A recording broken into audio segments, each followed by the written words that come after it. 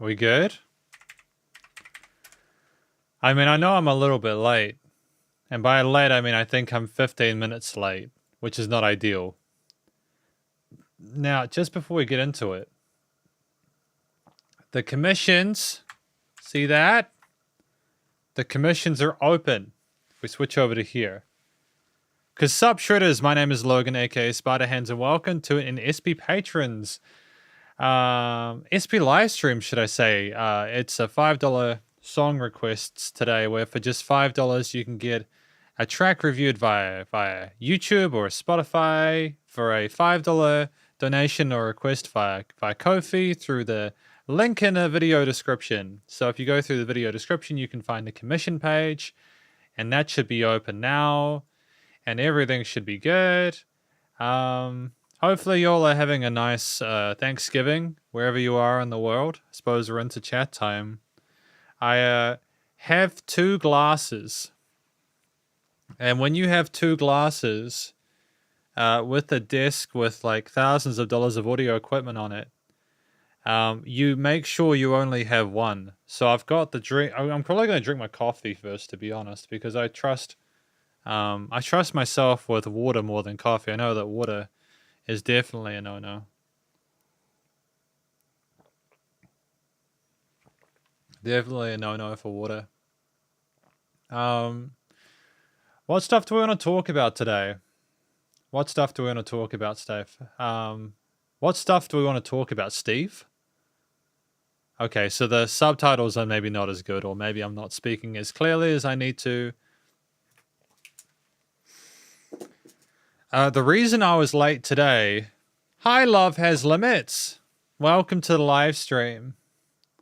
If you want to request a track, you have to go to the link in the description to do that, because the requests are $5 each.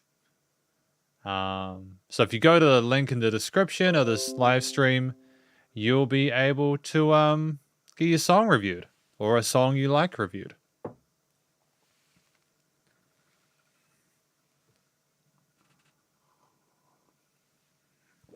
Happy Friday, by the way. Sorry, okay, so like, hear me out. I thought by the way that you did that was a band and a song. So that's why I was talking about the Ko-fi stuff. I apologize. I didn't realize that. You might just be saying Happy Friday. Happy Friday. It's also, I guess it caught me by surprise maybe because... it got me by surprise because it's Saturday in New Zealand. And Saturday today in New Zealand. Okay, apparently my accent is a forbidden art. But yeah, basically, yeah. Happy Friday to you. Happy Saturday to me. The reason I was late today to today's live stream was because I was sorting out some house stuff that I'm not going to go into here. But it was positive stuff. Positive stuff.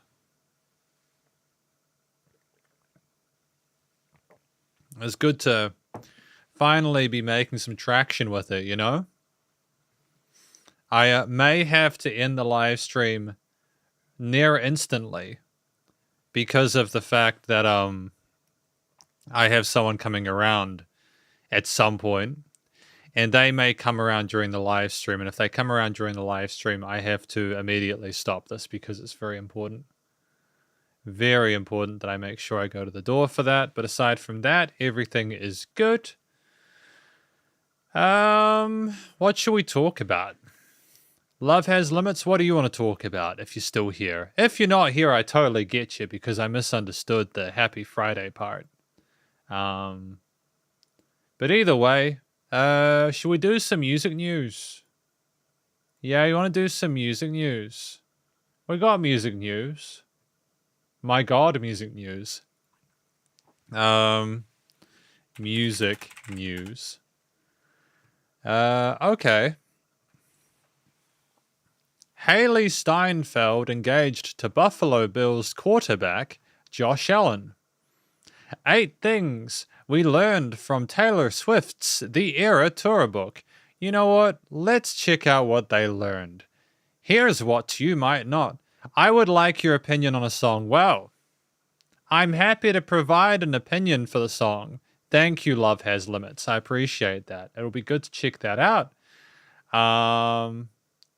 Here we are. We're going to check out your song now, providing that nothing happens with my monitor, which just went black and white then for a moment. Let's do it. So what does Ko-fi say here? Going to make Ko-fi a bit smaller. Yay! Awesome. Thank you for going through the commissions tab.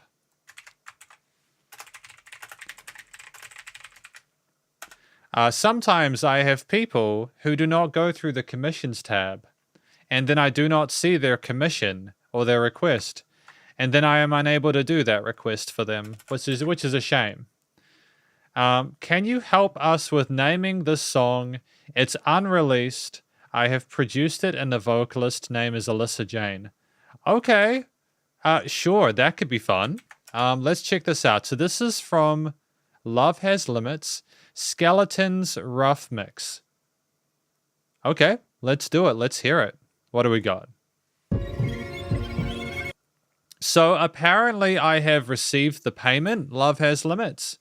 So you see here, if I go here, this is you. I don't know how big that is for you. It's here, so you're good. Ko-fi can be a piece of poop sometimes. But it does its best. So we're going to listen through this track now. Skeletons Rough Mix. Let's go. And you're welcome. Here's another passage, a poem for your senses. I'm gonna be gentle because I think this is our first review. There appears to be a resonant frequency in that vocal chain. There is a resonant frequency in the vocals where I feel like if we were to notch something between the 4 and 7 kilohertz range, I feel like the vocals would just maybe sit in a little bit better in the mix. Everything up onto that point with like the string flutters and stuff is awesome. Close your eyes and just visualize us in pair of me, screaming for answers. Why'd I have to go? Interesting delay tails. And if I had stayed one more day, every single memory we make would be something I'd hate about me. For working the sun washed away all the bitter words I'll never taste again.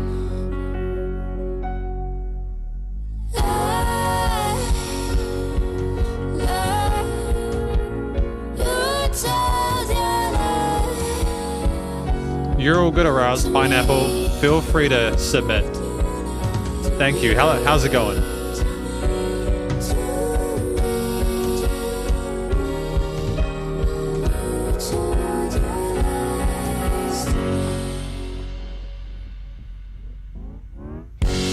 Weather and changing, hardest in the breaking stages. I played down pages, torn wrong, clueless even in the hurting thought. I'm gonna check that there's nothing wrong on my end, because it seems like that's an incredibly loud track. I want to make sure that there's nothing wrong on my end with my audio, and I'm not being facetious. I just want to check that there's nothing wrong on my end. Okay, so I think that how loud is the mix? Like, do you have an LUFS on it? Like, what's your estimate for how loud it's being pushed? It's okay, like, I'm not having a go. It's just, it seems like it's very loud. So I'm wondering, like, how far we've gone with, like, the LUFS on it. Like, the musicality of it, the vocal performance is tremendous. The compression is a little bit distracting. That's okay. It's all right.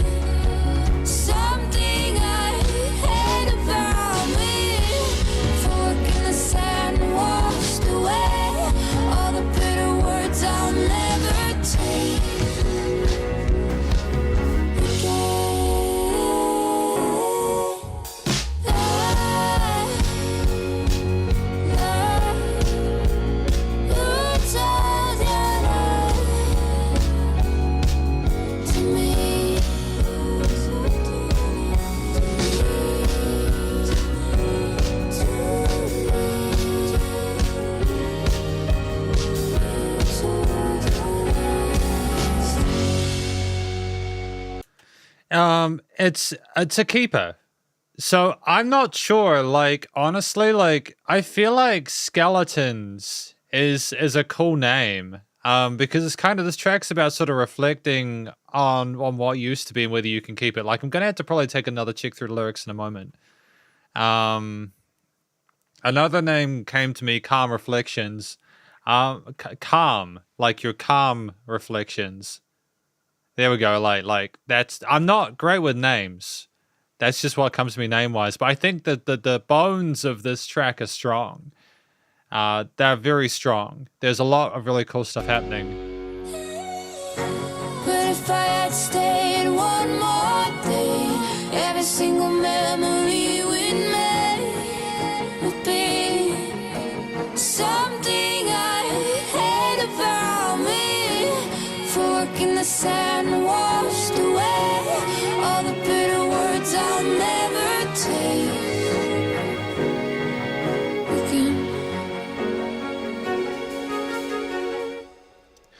Okay, so that was Skeleton's rough mix from Love Has Limits. Now, I want to talk about this track in regards to its sort of in totality.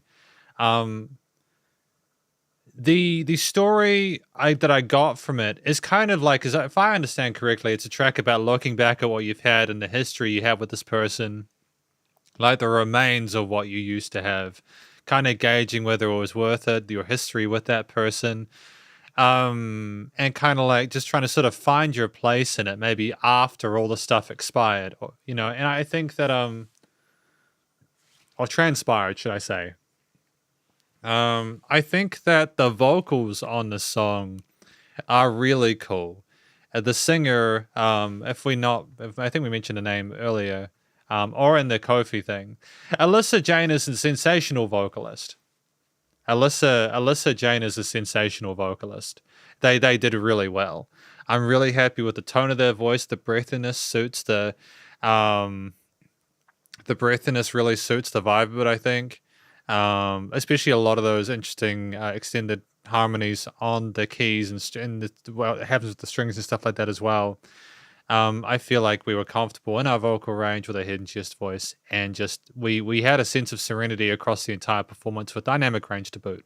I'm saying that despite the fact that the mix was quite pushed in the limiter and stuff like that, but that's okay. We'll get to that in a moment. I think that with the vocal performance in check with some really interesting top tier hook lines. I liked the melodies in the chorus, and I thought the verses were well done too. The track, a lot of it was keys and strings, and with the bass and drums coming in, sort of add a bit more oomph later on. And we had those kind of string flutters at the start, and they were tremendous. The dynamic range, the crescendo with those were tremendous. Almost like we were coming out of that moment, and it was a big sort of realization that overwhelmed us. And I think that sense of musicality, that progression there, immediate to that, is really special because, if you can have everything at once and it's instant, but if there's no movement forward or no journey, even if it's really cool, it's going to get boring. And I feel like this track was short enough that it didn't overstay its welcome. There were pauses, so it wasn't the same intensity the entire time. I appreciate the coloration of those string parts, some of the legato parts, as well as skipping through some of the staccato shorter bits as well. There's a nice contrast there, or change-ups there rhythmically. The keys with, again, some of the extensions and the harmonies alongside the arpeggios and sort of chordal parts of the major and minor triads were great. And there was some interesting chromatic shifts going between them and some interesting unexpected chord changes that really did kind of add a sense of sort of a sense of peacefulness to it, because you could initially think that it was sad, but just primarily sort of sad and like wistful. But there's there's like this interesting melody there that lifts you up and kind of carries you to a place where we have a harmonic resolution there that it's really satisfying. The bass sort of rolling with the root notes and reinforcing those, and the drums with an interesting down and 2 and 3 and 4 and kind of eighth note groove there was really great to listen to. I feel like there was just enough variety within the percussion to keep things fresh, and we didn't have all the layers all the time. Some with some, others had others, and I again appreciate the compositional diversity within this piece. Ultimately, it's a song where thematically I feel as if things are really well handled in regards to displaying the emotion of it. We don't necessarily sound like we're too sort of bitter, or we don't sound like we've had a horrific experience there. It's almost like it's a bittersweet experience that the music exemplifies through the maturity of its output and the coloration within it. And I think that the gentle nature of a lot of the textures within this piece, as well as the vocal performance not being too punchy, in the sense that we didn't have any sort of like sharpness to the vocals. It was a very sort of smooth performance. All in all, just a really satisfying, pretty track to listen to that I enjoyed my time with. The studio recording, mixing, and mastering, I think it's just a matter of sort of looking at looking at the mix bus, making sure that there's like negative 6 dB of headroom, and then looking at the limiter or the clipper or whatever we've got at the end of the master bus and just going, okay, can we sort of like remove that so that it's closer to about negative 12, negative 10 LUFS? And if we can do that, I feel like we'll be fine. I think this song has really solid foundations, and I look forward to hearing it once it's completed. But thank you to Lovers Limits for putting this track through. I really appreciate it. It's a good song. Great song. Well done. Great start to proceedings. Great start to proceedings. Who do we have next? By the way, sup, Art Noxon. Welcome to the live stream. We have 2 tracks. We have Katana and Protector. And good luck with figuring out the name. I'm cool with both. I'm cool with both. Arnox and yeah, you guys are discussing the that's cool that we're discussing the title. And you're welcome, Love Has Limits. You're welcome, Love Has Limits. I appreciate you putting the track forward. It's literally, I love being able to provide feedback on tracks before they're released, because it's very difficult to change a track once it's out there, you know? So thank you for that, you know? It's good to get feedback. Aroused Pineapple says, put out a request. Is there anything that says we can't request a second after our first has been played? Nah, I used to have that back when I did like free requests, simply because when I used to do like non-paid fan requests, there were so many that if I didn't put a limit, I just have people spamming them, you know? If there was no limit, people would spam them. With this, there's usually about 10 to 12 tracks per session, so it's a bit more kind of steady, and so we just go from there, you know? Honestly, man, like, don't take it personally if I don't remember. I do remember Lick the Rainbow. I vaguely remember it. The last month for me has been a fever dream. It's just been a fever dream. Don't take it personally if I don't remember. It's just been a hell of a time without going into it. And so, yeah, I am happy to review more stuff for you. It should be good. In the meantime, we have Katana and Protector. Let's get into it. What has Katana and Protector got for us today? Cool, let's do it. Interesting. Pick either the Spotify link or YouTube link. I know this might not be your cup of tea, but I think it's an interesting build at the very least. You would be surprised what my cup of tea is. I have many cups of teas.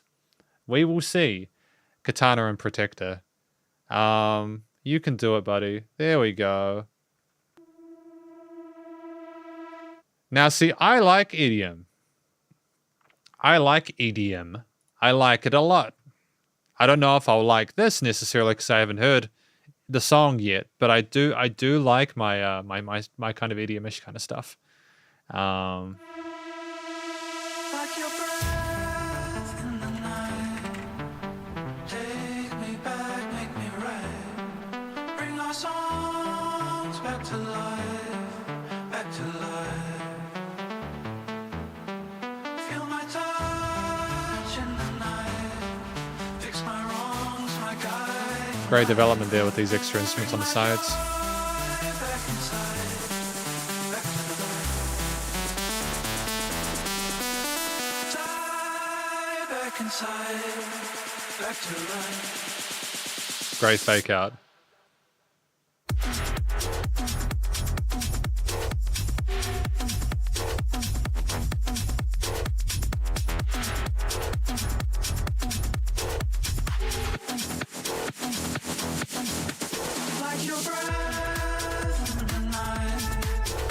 So it's like more sub heavy with the kicks, isn't it? There's not as much of a like solid like kick to it, like a doof. It's more kind of about the sub bass resonance there, allowing other things to sort of build on top of it. Take me back, make me right. Bring our songs back to life, back to life. Feel my touch in the night. Fix my wrongs, my guiding light. Bring my joy back inside, back to life.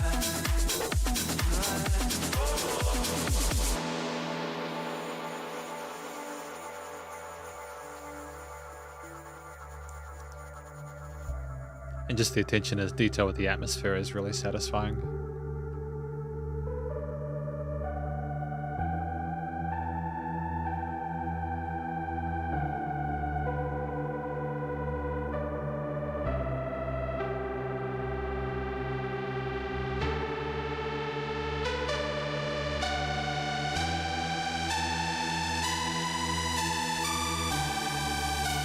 No, this is really solid. Oh, and the panning.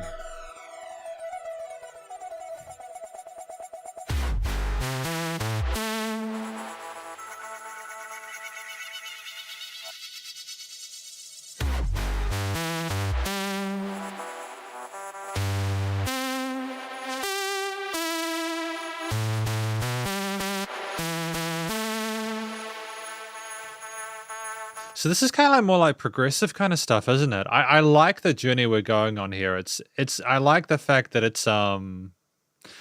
I like the fact that we're not trying to be too sort of, you know how some electronic music is kind of attention deficit, and they're like constantly new thing, and they're afraid to sort of have moments of quiet like this where things kind of spread around and you can just kind of soak it in. I love this kind of stuff. It's really cool.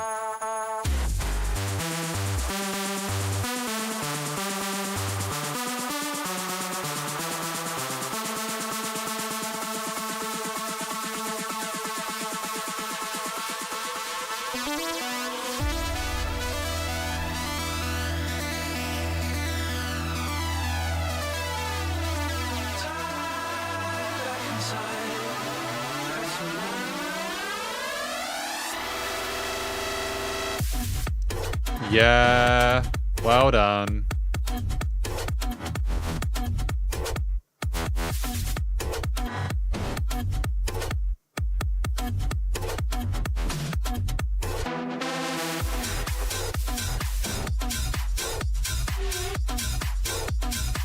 Let's get the art up there for you.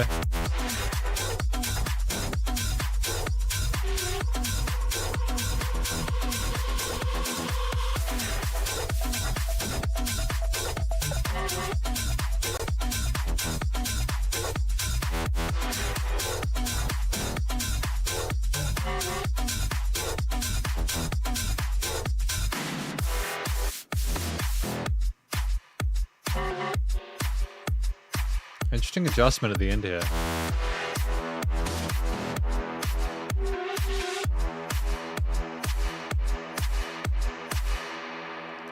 No, that's really cool. That's quite positive. So, my understanding of Back to Life by Katana and Protector, is it asking the music or someone to bring things back to where they used to feel alive, where things used to be good, as if you're kind of going to the club to kind of refine and sort of rebirth yourself, I suppose? Is that the kind of angle that we're going for with this? Because if that's the case, I think that's really cool. If not, like, that's fine. That's just my first impression with it. I liked the low-key nature of the vocals. I think that it kind of sounded more authentic in a nightclubby kind of environment. You don't have someone, pretty much longing missing for someone. There we go. Thank you. I appreciate that. That's good to know. Pretty much longing missing for someone. I appreciate that. This is exactly part of, well, it's not exactly part of why, though. That's a contradiction. It's part of why I've tried to make sure that I incorporated these subtitles to be more sort of real time, because my concern is that if with the way I used to have captions, they were auto captions from YouTube, but there'd be like a delay of like 10 to 15 seconds. Sup, Jacob? How you doing? Welcome to the live stream. So I'm glad that we've changed things now. Pretty much longing missing for someone, and how someone used to sort of heal you and be the light that brought you back. Cool. Yeah, no, it's a GitHub project that some dude over in Europe made, and it's awesome. I'm just so glad the technology is at a level where you can do it. They even can translate in real time now, depending on the GPU that you have and stuff like that. I'm sticking with English because I don't want to push my luck too much with it. But it's good.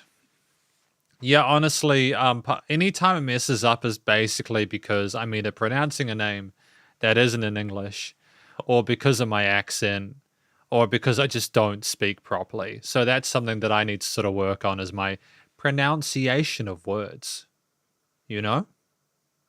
But I love how it adds question marks and commas and stuff like that. I think that's really cool. But I think the low-key version of this with some really palatable vocal melodies is just awesome, and I like the softness of it. The kind of the intimacy there with the style of vocals is really cool too. I think it niches well with a lot of the fluffier elements within the production with those synth pads and leads. This song is complicated though, compositionally beyond the vocal performance there and the validity and sort of like awareness of what was required to get the vocals working well expression wise with the lyrics to also sit with the rest of the arrangement and the style. This was more of a progressive piece. Like you had those quarter note accents on the kit there, exploring some interesting snare and sort of like clap or alternate sort of snare sounds with the cymbals as well there. And we had varying grooves of quarters and eighths there and builds and stuff, adjustments, but we also had times where the drums weren't there. And you were simply left with this really incredible atmosphere that's provided by some of the automation of the panning of like the synth layers with the knee arrangement. I think that it's really cool that we weren't afraid to create an atmosphere, like an adventure for the listener, because I feel like it can be just too tempting to fit into a template and kind of get stuck in a position where it's like, hey, I'm just going to have drop build, drop build. Having that sort of, it comes in, because of the way this has been composed, it's done in 3 parts where, again, you have those more traditional sort of like pretty sounding soft, almost sort of synthwave-ish kind of pads there, the mistiness, the reverbs on those tails there, with the leads providing a nice sort of foil, not all the time, but worked well with what was going on with the vocals when they were there. There's also just the fact that you're able to have that sub bass resonant there. Like if we go to certain parts of like middle part especially, yeah, it's just allowing there to be that kind of breathing spaces Aroused Pineapple mentioned earlier in the chat. And it's so important for to allow music to breathe, for it to have dynamic range, because if music is the same loudness all the time, it is so boring and it gives you headaches. Like scientifically, it's not great for us to have music the same loudness all the time. It's part of the issue that we had with the loudness war back in like the 2010s or the 2000s, like early 2010s, where we had just music just didn't have any dynamic range and it just sucked. And so we had the first part was more sort of traditional kind of chord note accents with the kick, the bass line syncing well with the pads and the light leads and etc. And we still had atmosphere to it, but it was more sort of like you could sense a direction with it. Then we came off of that, we let it kind of sit and simmer for a bit. You are awash in the various parts of the sense around the stereo field, things moving around, kind of coding around it. It had a lot of life to it. Sort of like you're in a forest of some kind, an electronic forest. And you eventually build back up into the later stage. But it's at that point, it's 3 minutes in and you've been hooked the entire time. And it's very effective. I think as well, not going much bigger than we had at the start kind of gives an almost kind of ABA structure there that's very satisfying, because you have more at the start than you had in the middle, but then it comes back to that and you feel like you've gone full circle, and it's just great to re-explore that.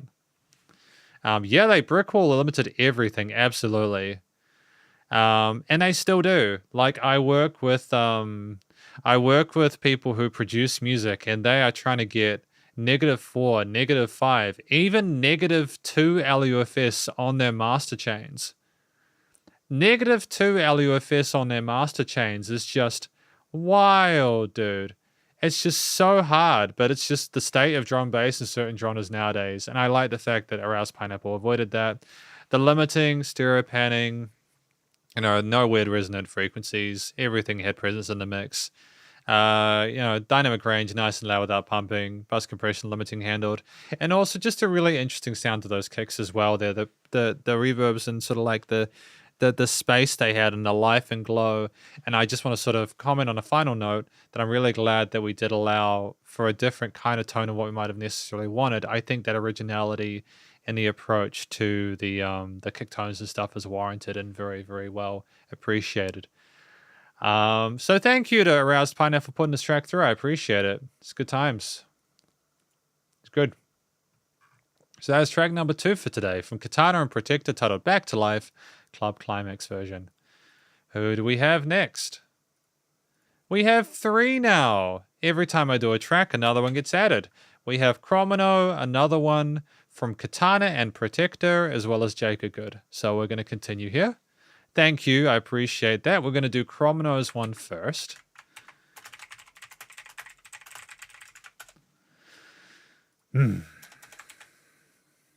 So what has Chromino got for us today? Hopefully if you're in the chat, Chromino, things are good for you. Now this is 2610 by Penthouse. It's fine to stop at 5 minutes. Thank you very much. I appreciate that, my guy. As the time limit on these tracks is 5 minutes at this point. Remembering you can go through Patreon if you want to, or Fiverr if you've got your own music. Usually Patreon is for fan requests, and then Fiverr is for originals, and they're more expensive, but you get dedicated videos as opposed to a live stream through that. But let's go. Let's do it. This is from 2610. Thank you. Also, this might sound weird, but I love your feedback since it just oozes musician. It's not just technical, but you can tell you really love music and the passion behind it. I do. And I can't imagine doing this kind of stuff unless you cared about music. I just can't imagine doing it otherwise. The day that I stop caring about music is the day that I'll stop doing this and I'll stop doing music. The next will be the last song, called the 2610. But thank you for the feedback. I appreciate it. These piano lines are dope, man.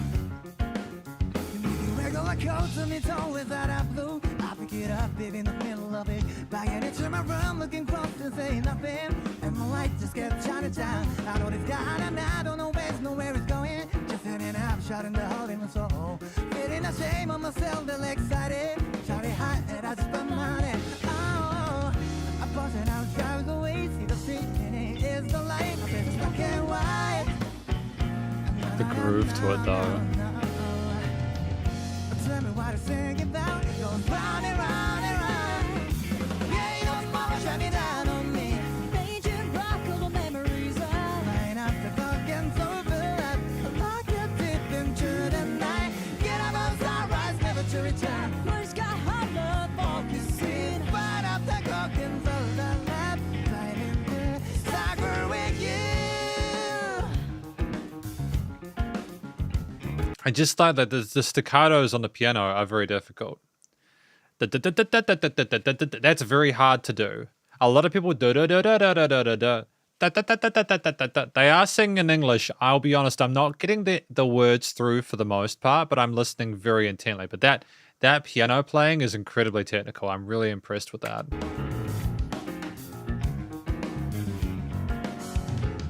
In the refrigerator's orange red, a sparkling cup of milk instead. Blinded by your silence, well, it makes me feel like crying now. Did you lift a hand the words to you?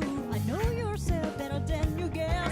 Just can't tell my feeling to this little piece of time on my right hand. I'm looking into the dark, feels like a mirror on myself. I just black and white. Ooh, yeah, yeah, yeah, yeah. I tell me what I think about. It goes round and round and round and round and round. And just the chemistry between the band members as well.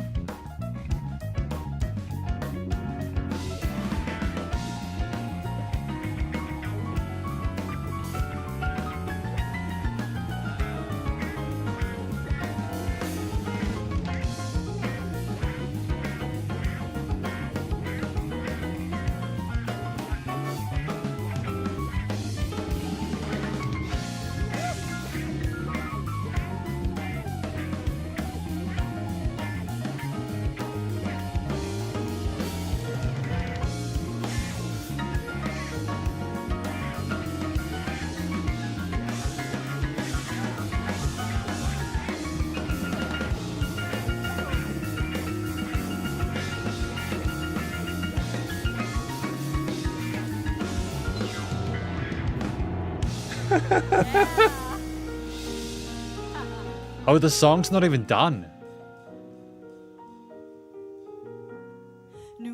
Let him cook. For a moment, your eyes caught my eyes. A waver in my mind, only to take a breath and I shoot that bird You're the away. fly looking out from the refrigerator every night. The world kills on my mom, dedicated to myself. It makes me a hater. Cannot fit the lady, kid. The devil's getting greater and greater. Right now, I'm in a place of black and white. But one day I hope it's gonna be alright. If the top is light and the rough is thin, we can look at each other with life is so real. Maybe I'm falling into the bottom of a golden summer. You and I both we share a laugh. Let us stray by a momentary dream. What is gonna waiting for me in a bottom of a golden summer? We're gonna awaken by turning over.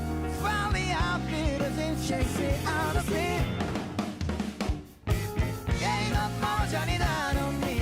Painting black of a memory down. Right after broken overlap, the love you dip into the night. The light is just waiting for me. Smoke up a cigarette, won't be a crowd. Right after broken overlap, right in there, somewhere with you, yeah.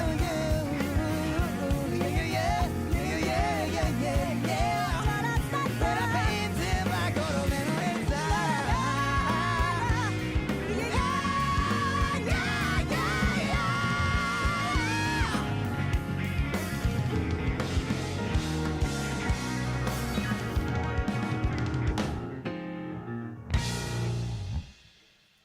Sorry, I went slightly over time. I think that was 5 minutes 11. But I don't regret it. I don't regret it. Wow, that was Chromono's pick. Penthouse 2610.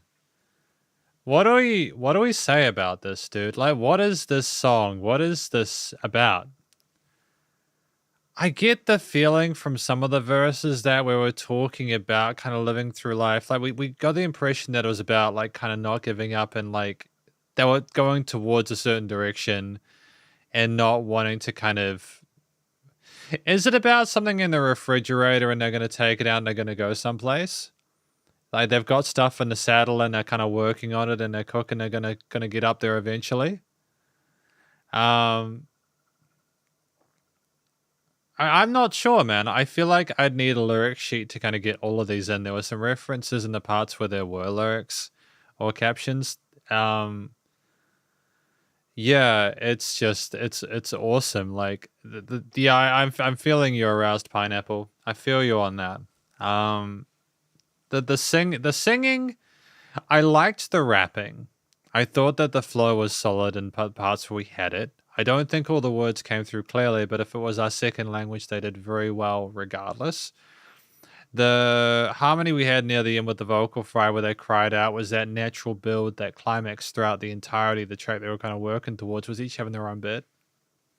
I think that it's interesting because I feel like this track would have been equally as enjoyable with or without the vocals. There was just so much really cool, fascinating stuff going on with the guitar, bass, drum, and piano parts that it already had a lot of value on its own. But like with that said, I think that both musicians they showed solid vocal technique. I think the piano solo for me was the star of the show. And I think the drummer did a wonderful job there as well, pocketing, as well as providing sort of break beats and little gaps and offbeat kind of turnarounds whenever they needed to. I feel like that's fair. I think the only reason I disagree is because I don't think that there was necessarily a worst part to this. I know what you mean, but I don't think anything in the song was done badly. I feel like the vocals were good. I think that I feel like they served the purpose that they did, and I think just if the words had come through a bit more clearly, it just would have been a little bit better, just so I could get the context, but they still sang quite well. I appreciated the harmonies they put together and worked together. They had a great chemistry with each other. So if we talk about the track in general, like it was structured more sort of like a contemporary performance with like verses and choruses. I think that the solo section again in the middle as well with the piano was sort of virtuosic. It was tremendous. And I liked as well that the bass, guitar, and drums had their time to shine. The bassist was pocketing most of the time. There were little runs where they kind of went off and did sort of a melody at the tail or something, but like they'd come in and typically play the root notes and sort of swing between the octaves. The guitar with the wicka wicka wah pedal for most of it was dope as well. I appreciate that they kept things relatively minimalist in comparison. I think that if the guitarist had been more active than simply working with the bar chords or the muted sort of rhythmic elements, it would have taken away from what was going on with some of the key parts and stuff, as well as they were clearly the alternate lead point. The drummer, it wasn't just that we pocketed. We had such phenomenal control of the groove of the band. We understood when we needed to step back and allow things to simmer and let like the pianist when they were letting them cook. And yeah, it's just you need a drummer like that to keep a band like that in check. I think that they are aware and they're keeping very close attention to everyone else around them, and it was just satisfying because of how they could play. And yeah, there was exploration of the kit toms and stuff like that, but it wasn't meant to be more than simply a support device with an occasional break in the moment to illustrate a change. The pianist, complete control, mastery of the instrument, phenomenal playing within that jazz environment, extensions, wonderful arpeggios, parallel major and minors as well, occasionally to sort of switch things up harmonically, dexterous around the keys, knew how to build a solo up and didn't give you everything at the start. Just you had more and more as you went on. It's sort of like built and built and built and built and built and built and built. And it was just wonderful, man. Really great. Just like control of the instrument. Everyone else was giving the piano space during that solo. It was the right amount of time. They knew to step back once it gotten too big. Things came down. You had dynamic range to the performance. I appreciate the fact that musicians kind of gave and took and found niches to be themselves in, but typically it was a team effort. And ultimately, just, yeah, the freneticism of that piano solo with the glissandos occasional, the expression behind it, and just the overall, just the incredibly competent technical instrumental performance there is just really satisfying to listen to. And I enjoyed hearing it. I think that everyone played well here. Thematically, it was more sort of groovy, and I don't want to say generic, but I didn't get a specific feel to it. It was almost like this was like a jam track where people were having fun. There might have been more context with the vocals there, but I don't think we were trying to pull in a certain direction. We were maybe just trying to write a really cool sounding song, which gave us enough sort of harmonic neutrality to be able to do whatever we wanted on top of. I feel the production was really, really good. I'm really happy with the sound of all the different drums, guitar, bass, piano, and vocals. Part of me wondered if the vocals were a little bit quiet occasionally, but at the same time, I nonetheless think they did a tremendous job of handling all the different parts. And the frequency spectrum and stereo field with no weird resonances. Nice and low without pumping.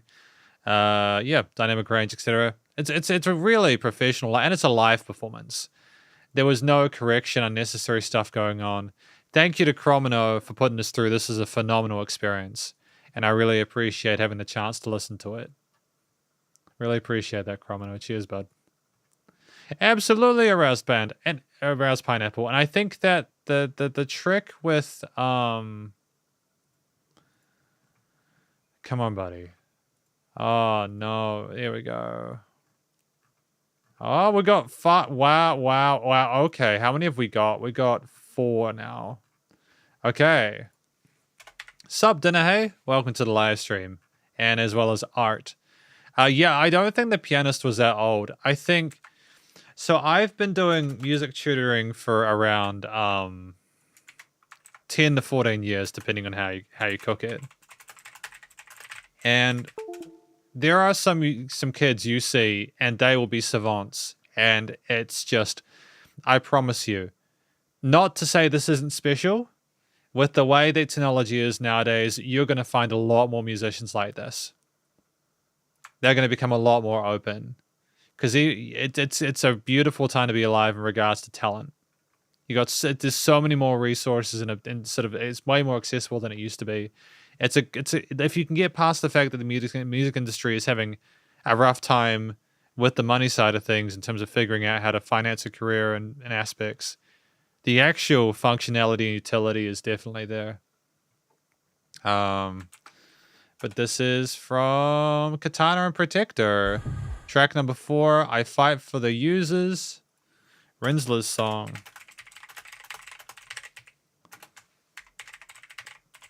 Let's go, Katana and Protector. Track number 2 for today, I think.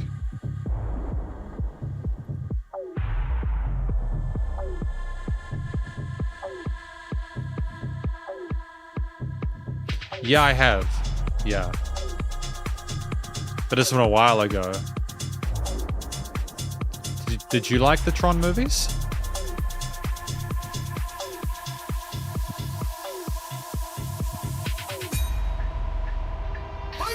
Take a shot!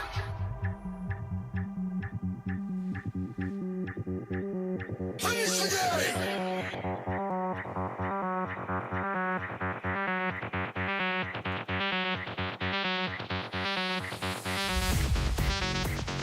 Oh, that chord note groove.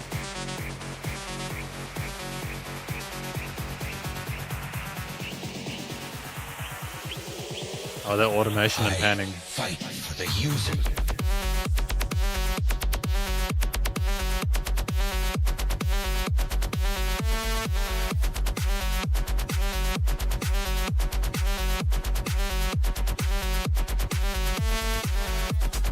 Yeah, it's solid, man. Like I would genuinely enjoy hearing this if I was in a club. It would slap, man. It would slap hard.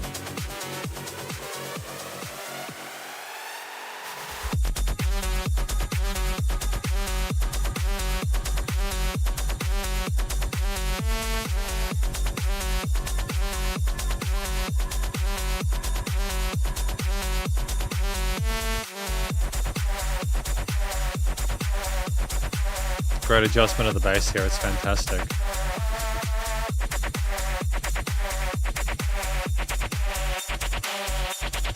And filtering at the low end.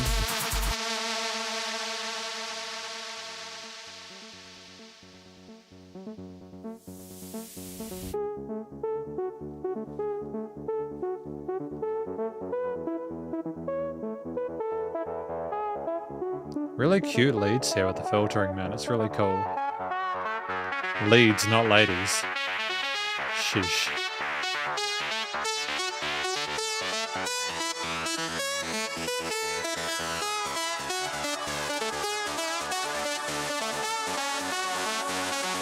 It's a similar thing to the previous track, but less extended, I suppose.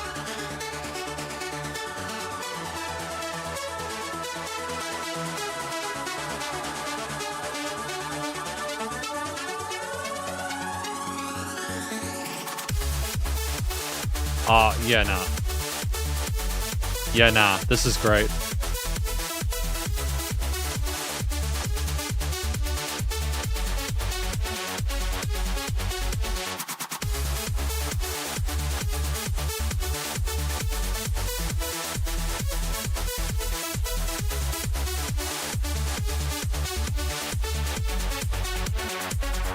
The side chaining is very good here.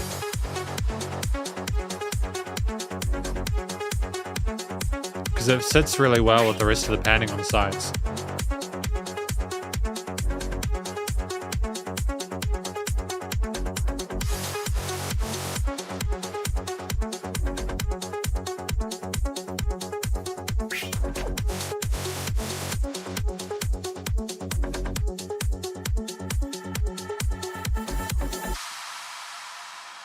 Ah, fantastic. Yeah, this is probably my favorite of the two that I've listened today from Katana and Protector. This song titled I Fight for the Users, Rinsler's song. Well, Blue Dinner Box, if you enjoy this, we're on the same team here, man. This is a dope track. What do I think it's about? I mean, I think we talked about the Tron soundtrack or the Tron movie earlier in the chat, and I just want to sort of comment that I think that it is very Tron. The trance aesthetic works really well for it. I forget the I Fight for the Users Rinsler's part. I'm wondering if it's like, is it take the shot for, is it to get across, like what is the take the shot a reference to? I vaguely remember it, but I don't remember it for sure. Either way, I don't think you're going to get in trouble for the samples. I think that you're using them in a way that's transformative, so it's totally fine. Um, all right, save units. There we go. Thank you. I appreciate that. So that kind of darkness within the actual theme of the track makes a lot of sense, considering the kind of yeah. No, it's really well thought out. So I think that without a lack of vocals, it's not necessarily so much a point of discussing them, but I do think the sampling was well done here. He changes in Act 3 and drives his ship into the bad guys. Awesome. Thank you. I appreciate that. That's dope, man. Yeah, that's good. Yeah, so the song is more sort of instrumental focused, and I appreciate that. I think that you have a lot of different synth pads and leads, and the bass and drums are the main elements here, and lots of different like builds and drops, and you have more consistency with the intensity than with the previous track we listened to, I think, which is Back to Life. But I feel like it's more cohesive because of that and that smoother experience because of things like the side chaining allowing the kicks to come in a bit more aggressively. You know, still get a thump to it that I really enjoy. The synth melodies on top of Hypnotic, the arpeggiators and sequences are fantastic. They're just so luscious. It's like you're being sort of covered in lights and it's glowy and you feel like you're in a rave just listening to it, and it suits the aesthetic of the album as well. The art's really cool, and I think that melodically it makes a lot of sense. There's no real harsh edges to it which don't distract from the experience. The bass line underneath notching with the root notes of it in a way is very satisfying and allows the kicks to behave themselves with the side chaining of the kicks, as well as anything else there, just being expertly handled because of the fact it's just such a clean effort all round. Yeah, put a flanger on the pads made a world of difference. Yeah, exactly. See, this is the thing. If you take a sound and you modulate it to improve it, it's just going to typically make it more special. It was the automation of like stuff like there was like the synth that was going on in the build there, like wow, wow, wow, as you're probably talking about now. But it's just those post-production bits in electronic music that should be like a staple for the genre that make it so unique. And I feel like it's great that we're utilizing the tools and toys that we have within our box to kind of make the most for the listener, because there's so much electronic music that if you do not make special music, it's going to be very difficult to get anywhere with it. Like, I think this was fantastic. I think that there's enough context within the track to understand kind of what's going on and sort of relate it back to Tron. I feel like, again, like the leads were anthemic. Nothing became sort of overplayed, overwrought. Having the quieter bit in the middle there, which wasn't as extensive as the previous track, but still very effective, made for a more interesting listening experience. Because again, there was that separation, the dynamic range there, and the filtering of instruments kind of bringing out the low end to kind of make it a bit more sort of fizzy, and then dropping it back in was just great as well. The theme overall kind of sounded like it was dangerous, but there was almost like a sexiness to it at the same time. And I appreciate that kind of sauciness and sort of almost like sleekness to it. It's very professional. It's fun. It's intoxicating. The major minor tries didn't overcomplicate. The studio recording, mixing, and mastering as per the previous track is top notch. Again, I enjoyed the panning of things to the side, the automation there. I feel like the things were sort of niched well in the frequency spectrum and stereo field without any weird resonances there. It was loud, but not in the way which was disruptive. And again, like it's commercial grade stuff, like without any hyperbole. I don't know how you could improve this. It's great. It's fantastic. I think the only thing I'd say to possibly improve it is just I want to. I don't know. It's tricky because I think it fulfills its form and function incredibly well. I'll think on it. I'm going to think on it. I think it's tremendous. So thank you to Katana and Protector for putting us through. Made almost $2 now on my music. Elon should be scared. Yeah, exactly. Just invest in Dogecoin 5 years ago. Honestly, I feel like that's the best way to do it, because you just burn yourself out trying to make everyone else happy. But I say this with full sincerity. I think that you are more than capable of finding a career for yourself if you continue to at it and you find the right people and the right audience. I don't think there's any reason why you couldn't do gigs and enjoy yourself. I think you deserve the best. You put a lot of effort into music and it shows. Thanks to Jacob, by the way, for your request. We're reviewing your track in a moment. We've got Eason Chan with Isha's song. Great song that had me in tears in episode 6 of Arcane Season 2. Jacob, do you think it's worth checking out Arcane? Do you think that's a good idea? Can you please let me know? I'm going to be right back. I'm just getting some water because I have to get some water for my throat. But if you can let me know if I should watch Arcane, that'd be great. Okay? I'll be right back. Back in a moment.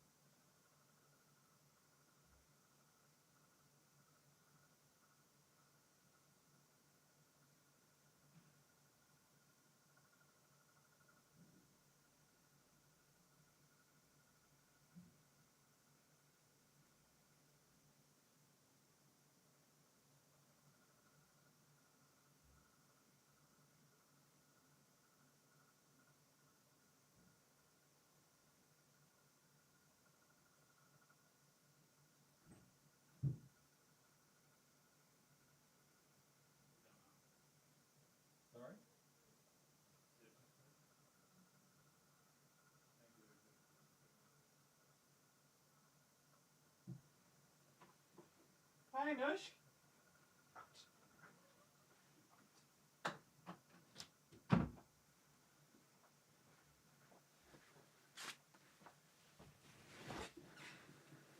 Hello. Hi. Hi, guys. I'm back. Wow, you guys are like, you know what's kind of surreal?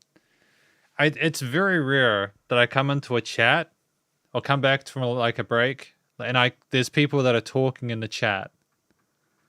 Thank you for telling me about Arcane. I know that sounds kind of cheesy, but I appreciate you filling me in. I'm just going to have a quick read of that and we're going to get into the next track.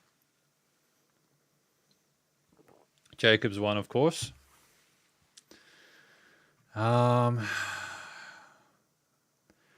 Oh, cool. Thank you, Jacob. Yeah, I've heard, as well as I'm reading everyone's. Thanks, Aroused Pineapple, Art, and Jacob.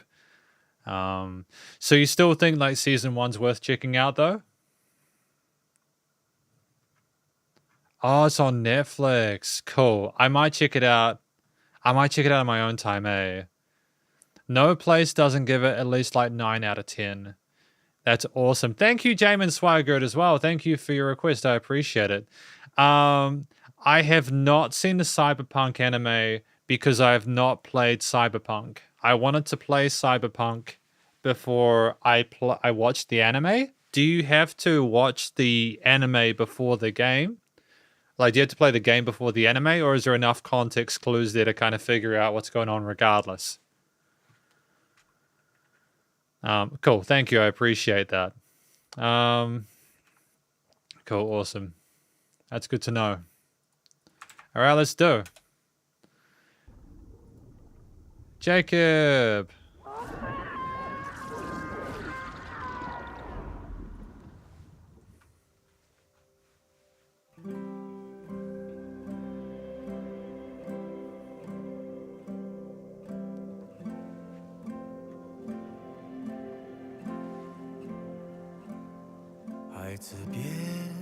荆棘，试着找，就能寻到珍贵。你看这个天黑，烟火有多美？无需太多的伤悲，人本都在茂盛枯萎。We are all slaves of nature. 但万事和快乐也开花蕊，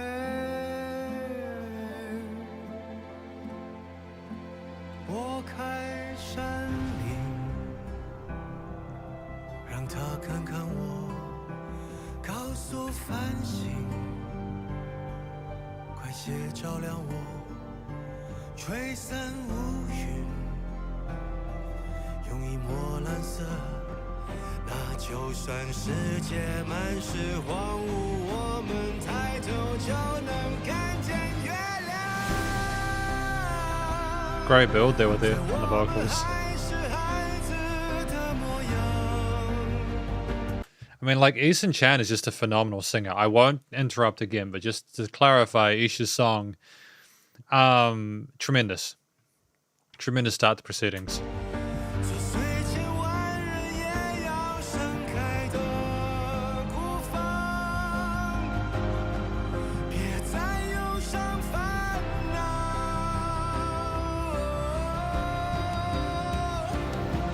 别忘，就算流泪也要一直奔跑，跑到连时间都找不到，做天边的飞鸟。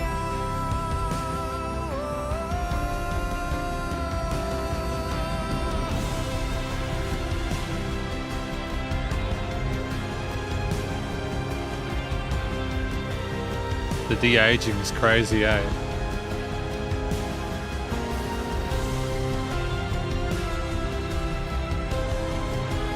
拨开山岭，让他看看我，告诉繁星，快些照亮我，吹散乌云，用一抹蓝色，那就算世界满是荒芜，我们抬头就能看见月亮。在我们还是孩子的模样，这虽千万人也要盛开的孤芳，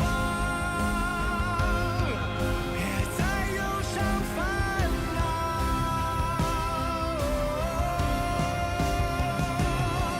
别忘，就算流泪也要一直奔跑，跑到连时间都找不到，做天边的飞鸟。别再寻找，给我一个拥抱，就安静地忘掉，我这样就很好。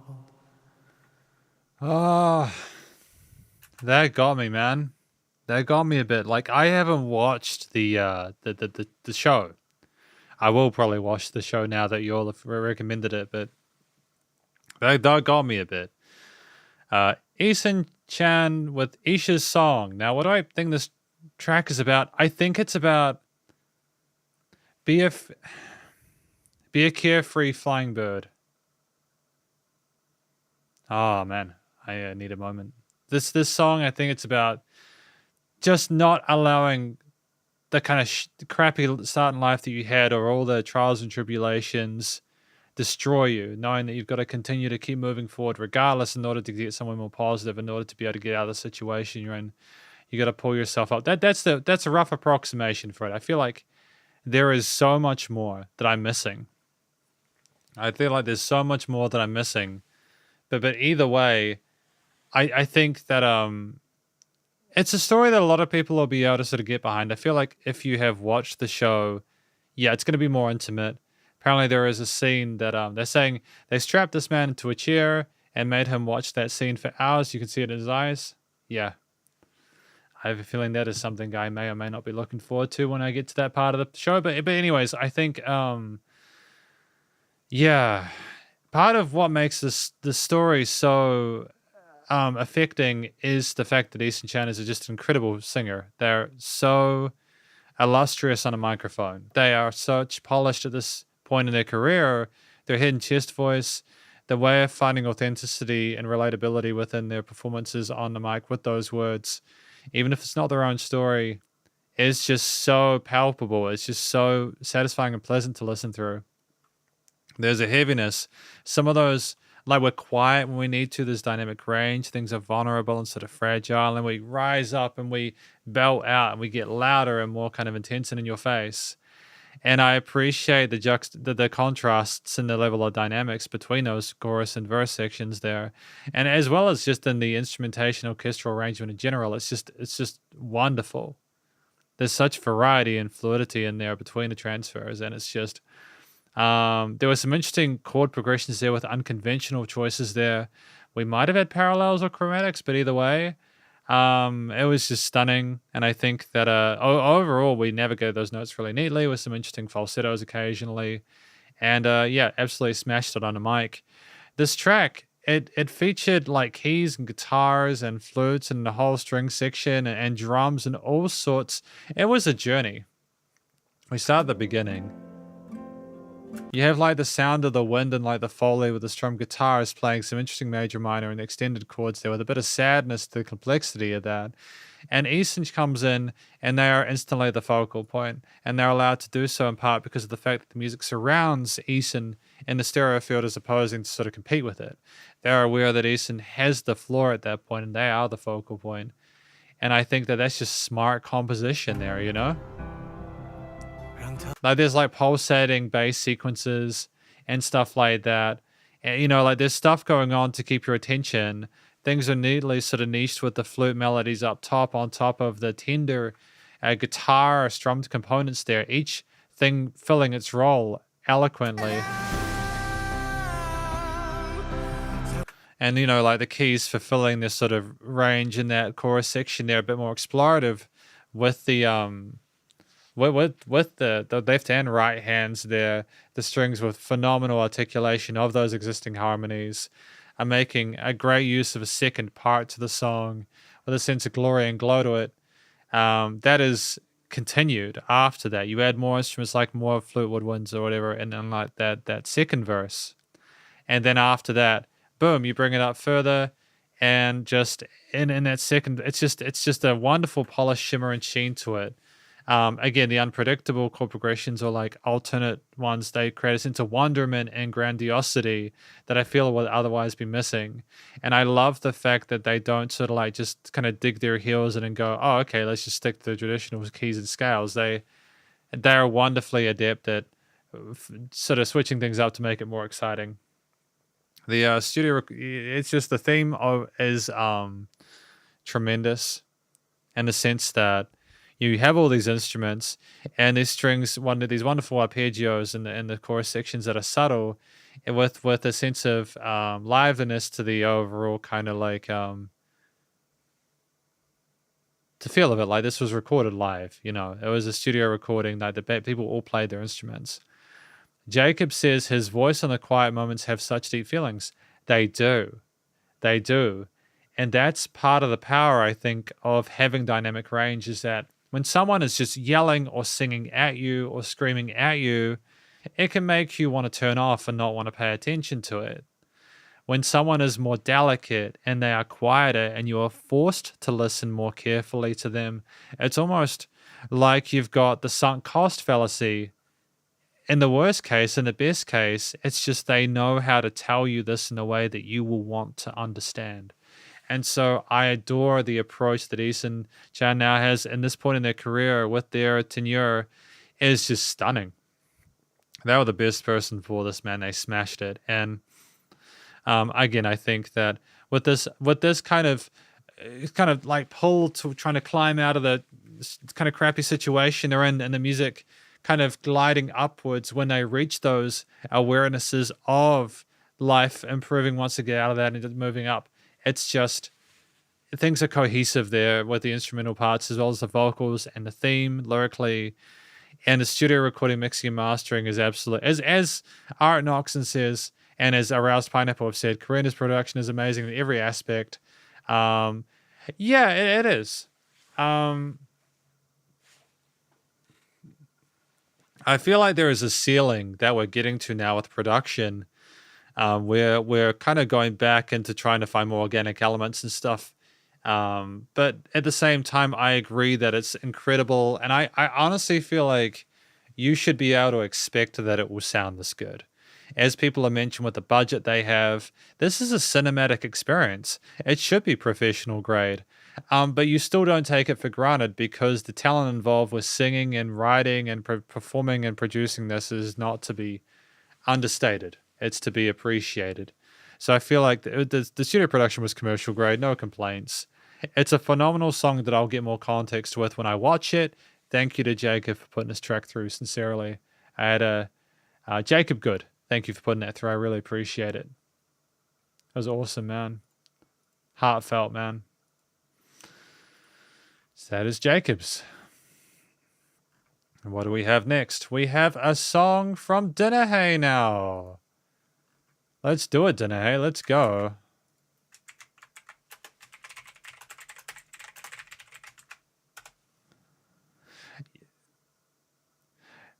Yeah, it's a different vibe.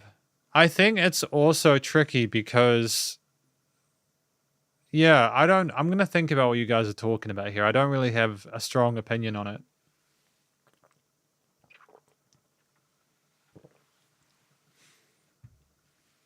I think I just hope as a reviewer that when someone puts out music, they're putting their heart and soul into it and doing their best.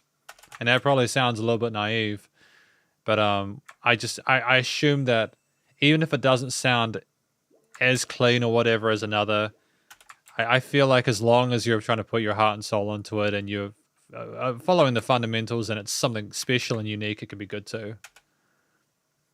But I also vibe with people wanting that kind of, you know, people, again, with the money involved, they should be damn near flawless anyways, right? Damn near flawless. Million, if not $1 billion. Blue Dinner Box. Thank you. Dinner Hay. Let's go. This is On the Island by We In. K-pop time.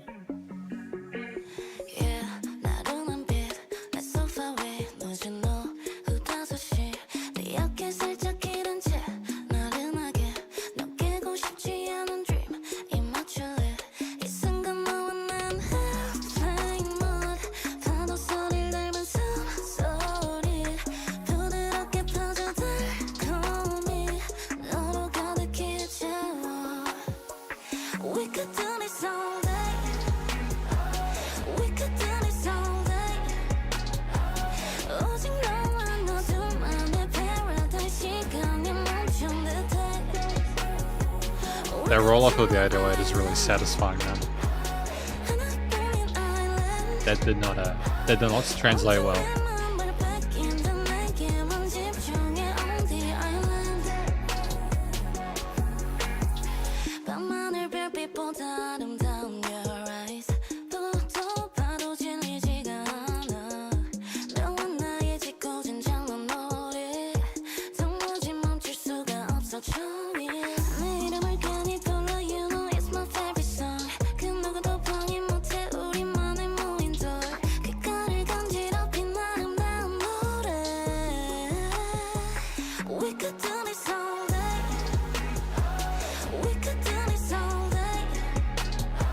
Interesting use of reverb to separate the chorus from the verse.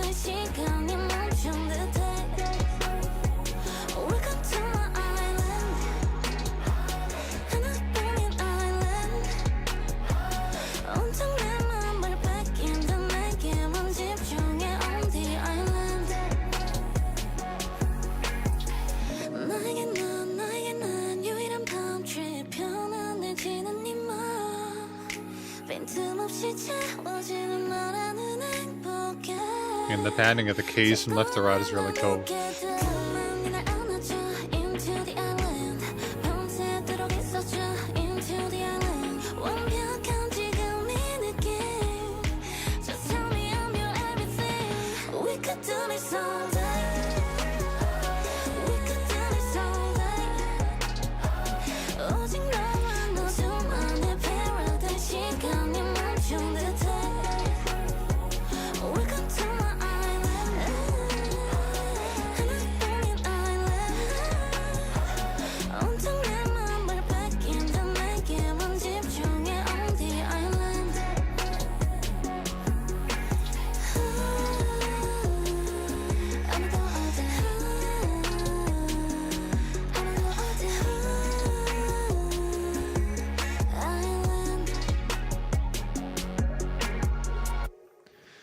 I like this. I think that On the Island from Wien is a solid first impression. So I'm assuming we could do this all day on the island.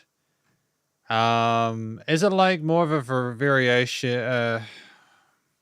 Just tell me on your everything. Is it like a love on the island? Is it more of a like kind of a physical thing? Because you say I'm gonna go all day. Is that the kind of inference that it's more sort of a physical thing? Airplane mode, dream. Is it? I'm gonna go with that.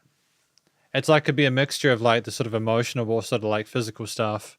And that's kind of the Calypso vibe to this is sort of insinuating that it'll be on this like magical island, which is beautiful and fantastic. And that's dope. That's cool. That's an interesting topic to talk about. I feel like the vocal performance from Wien is tight here. I think that they are comfortable in their vocal range. They've got the kind of the sung kind of rap stuff going on in the verse parts there. The breathy sort of more like mid to head chest voice combo there, or mixed voice potentially that they've got going on, as well as some overdubs in the choruses are great as well. We've got some really interesting hook line melodies there that suit the overall theme neatly, and we differentiate with sort of the more rhythmic element. Like there's like a sort of a trap influence to this that I appreciate, especially with the drum kit there with the clicks and the snares and the tighter kind of snares and the kicks and stuff like that. I think that's a smart move. That makes it a bit more sort of groovy and contemporary there. I think that when you combine it with, again, the mixture of the softer kind of synths there and the pads there, it almost kind of goes away from some of the harder stuff that you might sort of associate with the trap elements. So it's just more sort of a relaxing contemporary combination of different instruments. But yeah, the vocals sit neatly on top there. The reverb suits on the breathiness of the vocal performance suits the pads on the side. Like it's just kind of almost misty and hypnotic in the way that it's approached. And yeah, if I go through a few parts of the track there, it's more percussive during the verses, isn't it?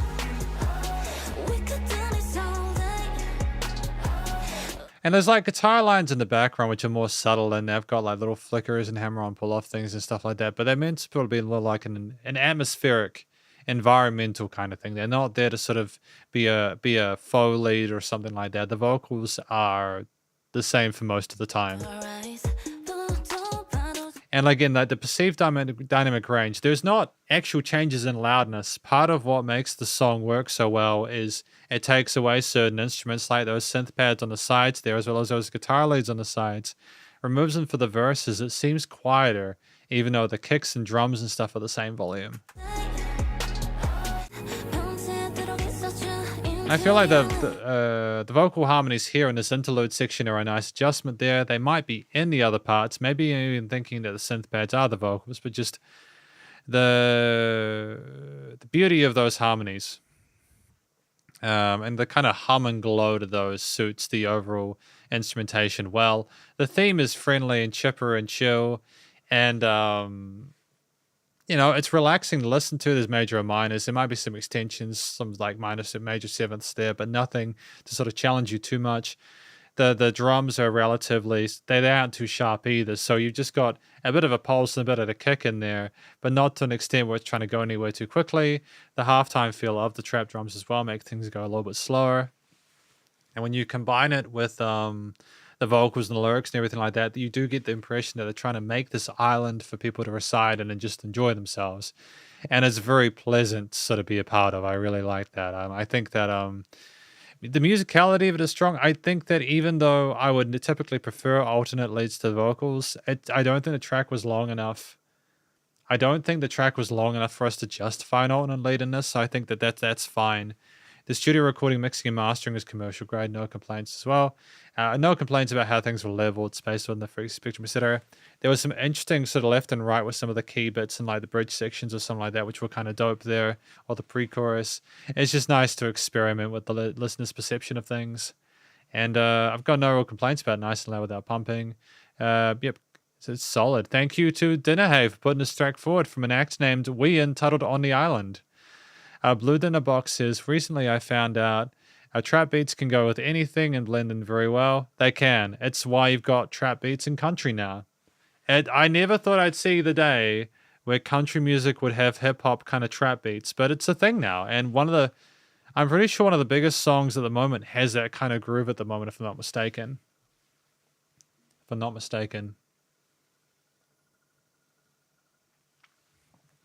But yeah. And apparently Aroused Pineapple wants a K-pop waifu with bleached hair. Dear Santa, best of luck with your Christmas wishes. Hopefully you don't get any coal in your stocking for wishing for such a thing. I'm kidding, by the way. Who have we got next, though, after Dinnerhay's one? So that's marked as completed. We have got... definitely getting coal. Good to know. Well, best of luck with the coal. We have 3 more tracks today. At the moment in the queue, we have one from Art. I don't know what I'm getting for Christmas. And I'm going to level with you. Not knowing what you're getting for Christmas is actually kind of exciting. Because it could be anything. You know what I mean? When you know, it's like you appreciate it. But it's also like, oh, you're going to get it on the day, right? Again, gratitude. You want an espresso machine. Espresso machines are pretty dope. They're pretty dope. I like espresso machines. I like to express some machines. Thank you. Okay. Damn, they're getting a PS5. Damn, man. Good on you, dude. Good on you. That's fantastic. Well done. Lucky kids. Okay, so this is from Art. Art Noxon. By the way, thank you to Art for your request. Hang on. Did I put Art Noxon here? Let me just copy that. Here we go.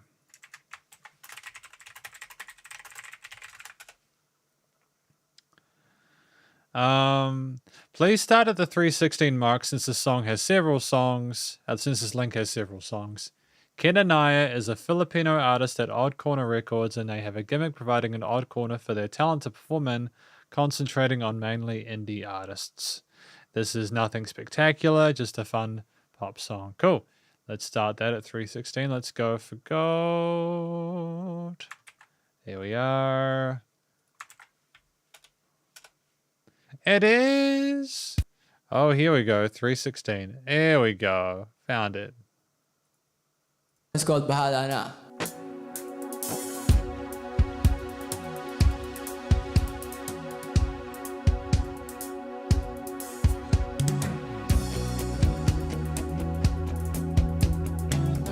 The drummer, man.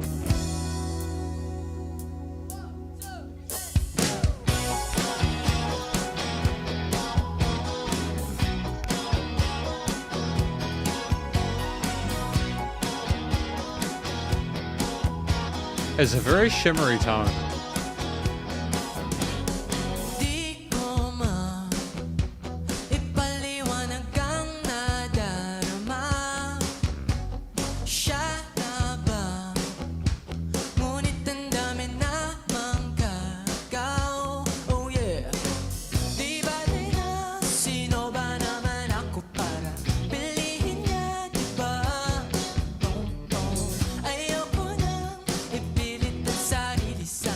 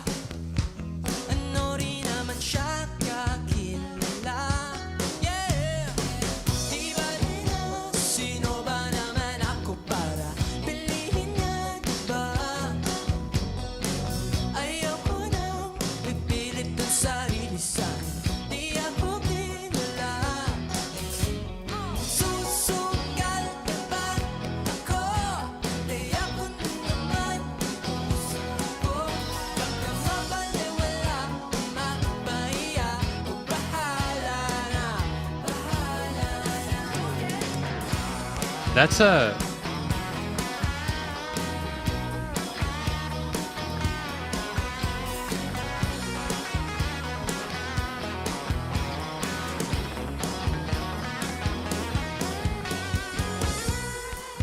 That was hella clean. That was a hella clean solo section there. It wasn't super ridiculous, but especially for his age, that's really solid. And the confidence, the clarity, the voice in the mix and everything like that, it's very, very good. Clap your hands, everybody.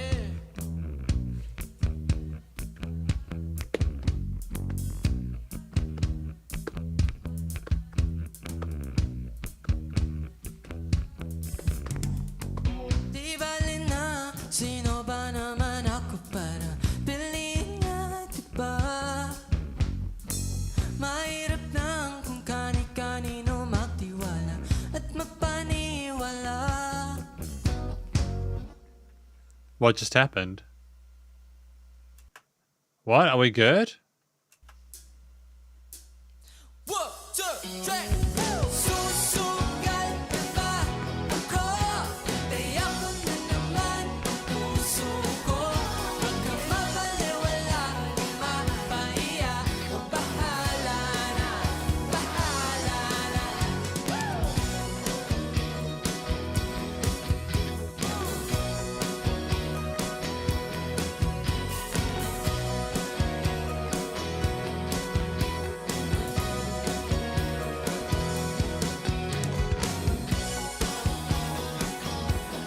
It's the most shimmery, shiny music I think I've heard in quite a while. It sounds like an 80s soundtrack. I kind of dig it.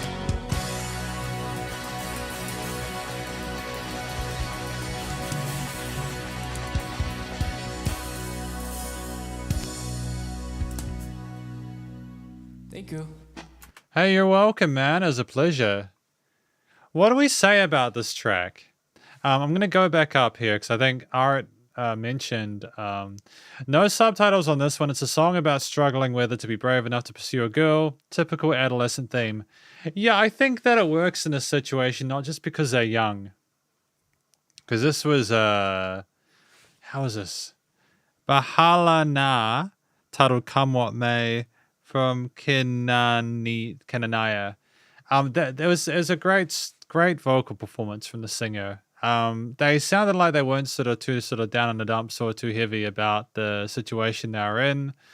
It was almost like the thrill of the chase, or ironically, just simply, yeah, it's just what it is. And it was very personable. There was an attempt from the singer not only to display really good control of their head and chest voice, they also tried to they tried to interact with the crowd and get people going and stuff like that. There's a clear understanding of how to perform rather than simply just play an instrument.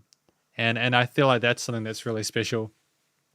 I also want to mention as well that we had some really compelling vocal melodies in the hooks, and they sounded really pretty when you coupled them with the really shimmery, shiny guitar parts and the bass, and they had a great sense of rhythmic unison with some of the drum parts as well. And it just had a lot of personality, and it was they seemed like it was mature beyond their years. Like they shouldn't necessarily be as comfortable as they are at that point, which goes to show to me that they got a bright future ahead. They are ahead of the curve. It's wonderful. I think it's also worth noting the efforts of literally everyone else as well, because I feel like overall the band was incredibly tight. We had various verses and choruses and little instrumental sections there, and we had breaks and pauses, and we knew when to stop and we knew when to continue. The drummer, for example, had a fantastic control over those 16th-note hi-hats that we had at the start in some parts, as well as the kicks and snares. Very comfortable exploring the kit, doing fill transitions when required, but would pocket and would be the ground bed for everyone else to work on. I think the bass guitaring was satisfying as well, as really well handled. Partly because I think with the bass guitar, we stuck to the root notes. We were very supportive of the chord progressions, and we messed around a little bit, but not to an extent where it was like a detriment or a distraction there. We understood how to work with the drums and the different guitar parts. I think the rhythm guitarist was the dude on the left there, and he had some lead sections occasionally, but it was also more chordal and supportive, and I appreciate the fact that we kind of have that niching there with knowing whose role, etc., just working to your strengths. I think that the lead guitar solo from the singer was fantastic as well. It wasn't too over the top, but it was snazzy enough in order to retain interest and keep things going in a way that was very satisfying. And yeah, it was fun. It was just a really fun track to listen to. I had a great time with it. I think that ultimately the guitar solo with, again, the pentatonic phrasings there, the tone of like the chorus and the reverb on it there, making it sort of exciting and otherworldly, almost being sort of nostalgic and reminiscent at the same time from a time I wasn't alive. Because I wasn't around in the 80s. But again, like you hear a lot of music from this, that kind of tone is part of that vibe there, and I feel like they're going back to a place where it's quite positive and almost sort of more unique because of how much it isn't like that anymore. I think there was enough variety with an instrument performance to be able to carry this track across the 3.5-minute mark. I think that the theme overall, again, with the use of the arpeggios and the major sort of like chordal focus there, is more of an upbeat, happy track, which seemed to insinuate that we were okay with life come what may, even if we didn't get with the person, we were going to continue moving forward regardless. The studio recording, mixing, and mastering was tight. You know, things were well leveled in the mix. No complaints whatsoever about the EQing or like the way things were placed. There was, I think, some stuff done in post to sort of spice it up or something like that. But ultimately, it still sounded like it could have been just a really tight live performance as well. No issues with the leveling. There was a little bit of like a little bit kind of a sound coming from the singer. So I'm wondering if you could have potentially reduced like the frequencies in the 4 to 7 kilohertz range just to kind of make them a little bit less kind of intense. But like either way, very, very satisfied with the song. Nice and low that pumping with dynamic range. Really great first impression to Ken and I's work. And I wish the best of luck to them in the future. And thank you to Art Noxon for putting this forward. You're all good, man. Enjoy being silly. Being silly is fun, man. It's cool. It's all good. What I'm going to do is I'm actually going to close the queue. So sure it is. I'm going to close the queue for today. I've enjoyed reviewing the tracks so far. Thank you. Yeah, so I'm gonna oh, good job. How was the office party? Was it fun? Did you have a good time?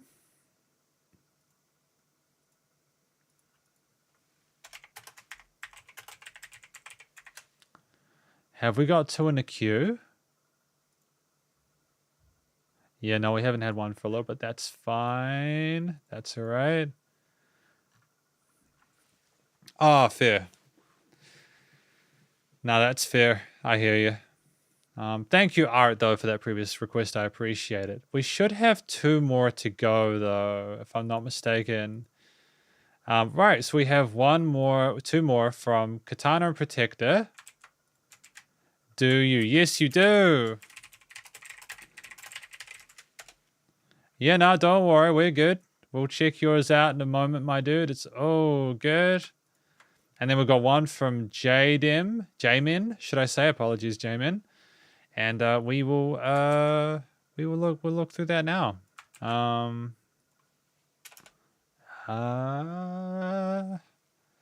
Where was Katana and Protector? There we go. Put that here. Cool. Well, I mean, I got to name a track today, so I'm happy about that. I thought you were forever.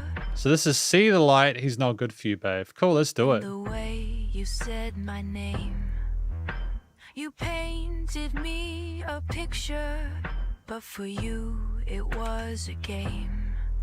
I gave love in all my colors, while yours were black and white. Very different. I was blinded by the feeling, but now I've come to see the light.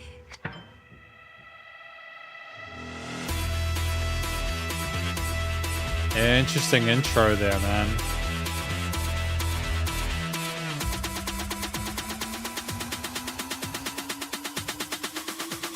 See the light.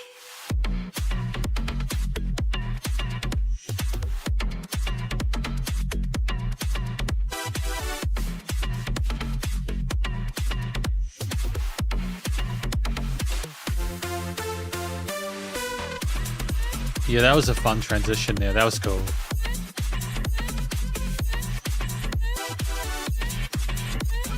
Kind of reminds me of almost like early 2010 Skrillex with that trend.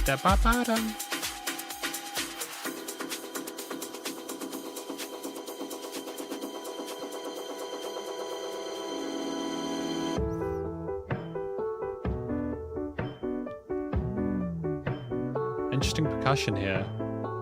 I was your shelter in the storm, but you were just the rain.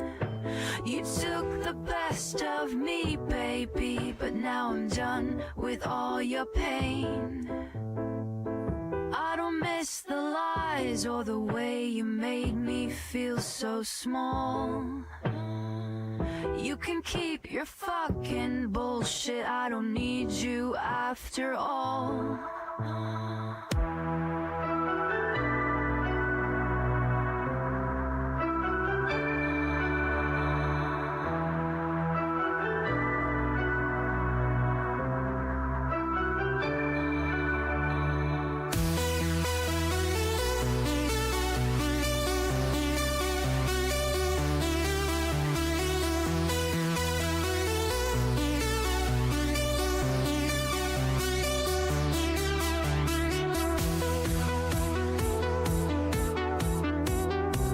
Just how it builds.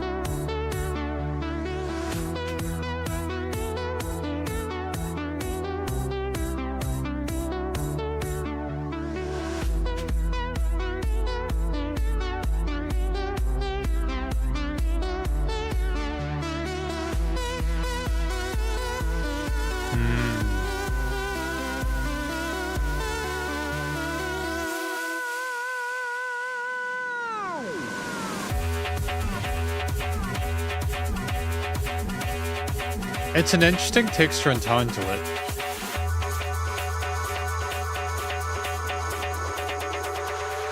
Oh.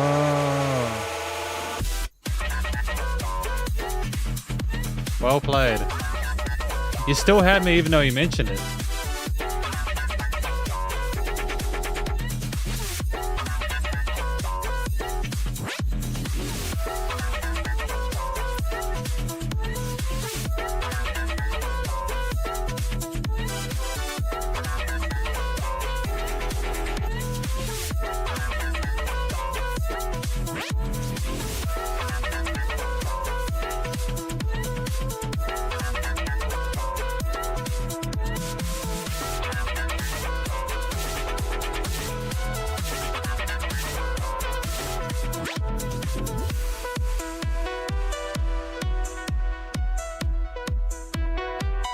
And fading out.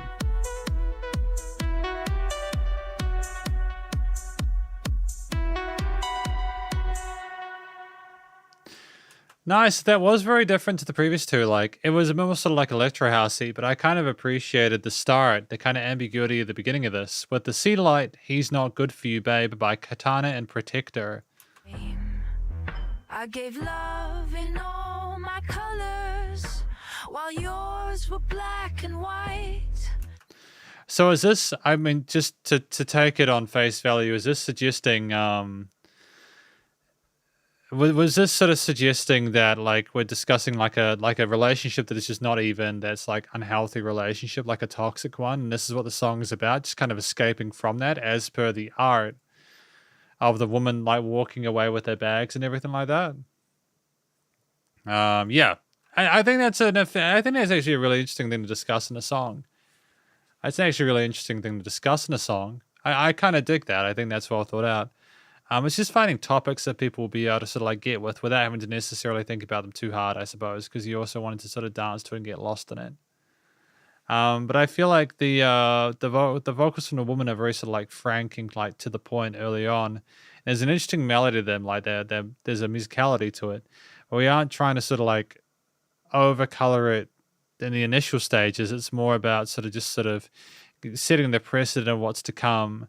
And then like we eventually get into those like builds and drops and everything like that sort of really kind of color things. Fair. I hear you, Aroused Pineapple. And so, like, yeah, the when there is talking, it's sort of more to kind of emphasize the context rather than like add to the instrumental backing and everything like that. We have this interesting drum texture that goes with the vocals in the early stages, and it's kind of neat, just kind of like how sort of like analog it is. It kind of adds a very sort of grounded statement to it, which is an interesting contrast to the heavier elements that we have later on. You took the best of And like that organ going backwards and forwards with the harmonies on the side with the vocals and that second kind of quiet bit to go back up after that fake drop there where things kind of smooth out. And then it's kind of go back into dum, dum, dum is just really satisfying.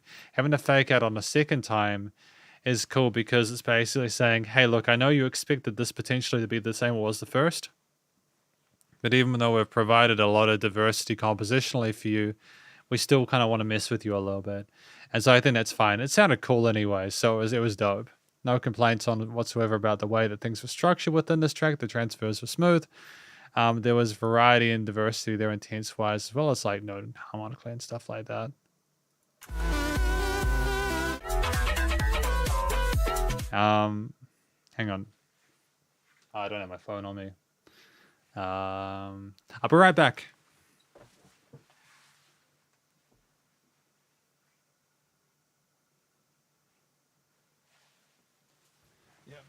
That's okay. Yeah. I mentioned a person coming around at the start of the live stream. And they've come around. So I'm gonna have to get this track done and I'll do another one and then I will have to go. But I am glad that I closed the queue and I did so that I didn't have to rush through tracks.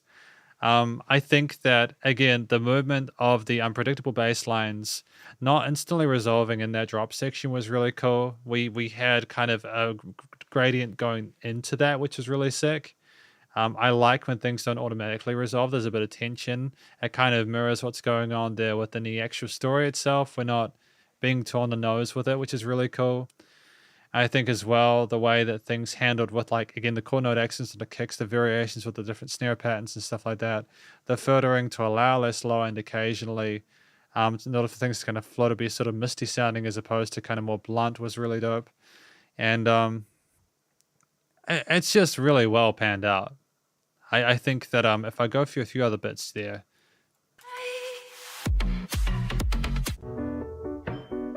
Yeah, it's just how we go back with the keys from those heavier parts there. There's such diversity to the composition. And again, it's just these little intricacies. I think with some of the stuff from Katana and Protector, you really need multiple listens in order to sort of be able to take all of them in. And that's a testament to their attention to detail as a composer.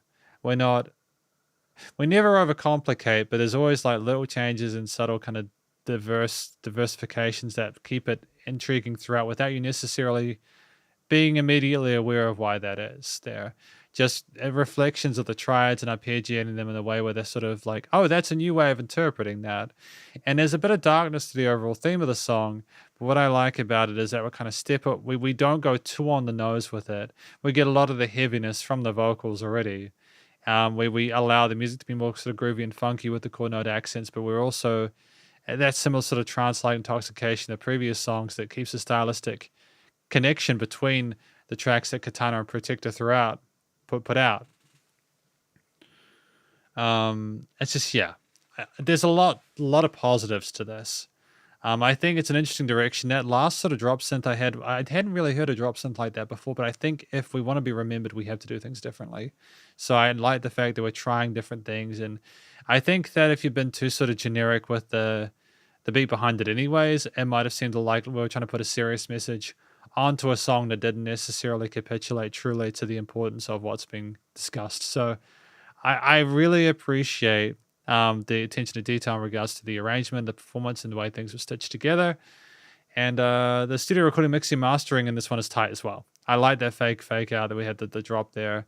I like the fact we're playing with listeners' expectations, the way things are panned, and same comments with similar tracks because the studio production is typically commercial grade, and things are leveled nicely and nowhere to resonate frequencies, and they're nice and loud without pumping, so the bus compression and limiting's handled. And yeah, just another solid track from Katana and Protector. Thank you very much for the request. I appreciate it. It has been great today. Check out multiple tracks from your discography. It's been good times. Really good times. Because we have one more track to do today from Jamin Swigert. Hey, it's all good. I like doing this stuff. I like reviewing music, and I like hearing music from people that are just having fun with it and try not to take themselves too seriously, you know, like, again, like, not to, like, I know that you take your music seriously, it's a passion, and I just, sometimes people just kind of weird, you know, you get vibe checks from people, and sometimes they send you through music, and it can be a bit overwhelming, I suppose. There's all these expectations immediately. And it's nice to just be chilling with people, give feedback, people accept it, and people give their thoughts on other music. It's really healthy and happy. But this track is from Jamin Swigert. Its song is called Sidewalk. Let's do it. The last track for today. Boom. What do we have? Acoustics? This is nice.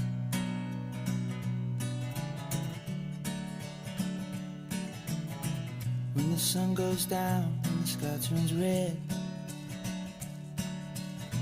my heart is heavy, my soul is light. I won't be coming home tonight.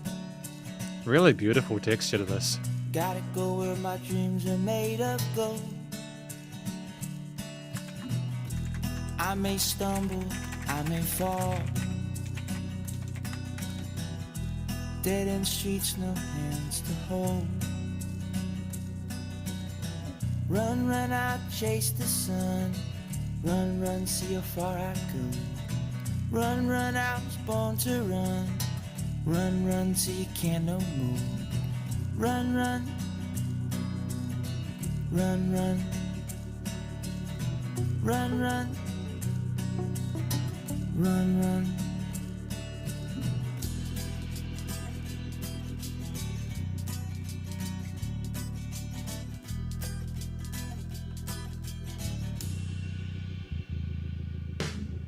I count the days that I have left, the restless nights that keep me awake, my unknown odds, my unsure fate. Interesting. But if I die before I wake, hope not a moment when to waste. I let my heart just slip away. Run, run, I chase the sun. Run, run, see how far I go. Run, run, I was born to run. Run, run, till you can't no more. Run, run. Run, run. Run, run. Run, run. Run, run, I chase the sun. Run, run, see how far I go. Run, run, I was born to run. Run, run, till you can't no more. Run, run. Run, run. Run, run. I'm going to listen through the first verse after this just to kind of clarify a few things.